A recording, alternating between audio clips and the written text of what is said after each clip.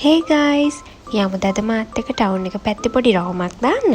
Solo date එකක් යනවා කියලා හිතාගෙන මාවම රවට්ටගෙන අඩුම කුඩුම ගන්න යන ගමනක් තමයි මේ. අපෝ මූණ හැටි කියලා විතරක් නම් කියන්න එපා. මහ දවල්ේ ගමන් යද්දි කවුරුත් තවම තමයි. ඔන්න ඉතින් මුලින්ම ආවේ කන්න කේක් ෂොප් එකට. හැබැයි මම නම් දන්නේ කන්න කියලා මේකට නම දාලා තින්නේ කියලා. කේක් ඕඩර්ස් වලට ඕන කරන ඔක්කොම ටික මෙතනින් අරගෙන ඊළඟට මම ගියා ප්‍රේමතිලක එකට. මම ගියේ වෙන වැඩකට උනාට මෙන්න මේක තමයි උස්සගෙන ආවේ.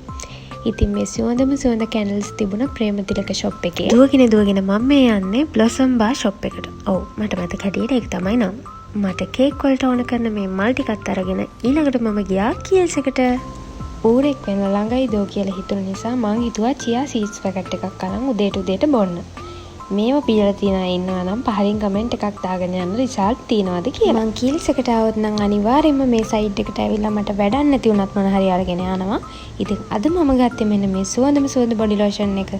මේක මාර සුවඳයි මං කාලයකට කලින් පාවිච්චි කරා. ඊට පස්සේ මං ගත්ත try කරලා නැති මෙන්න මේ අලුත් රාමෙන් එක.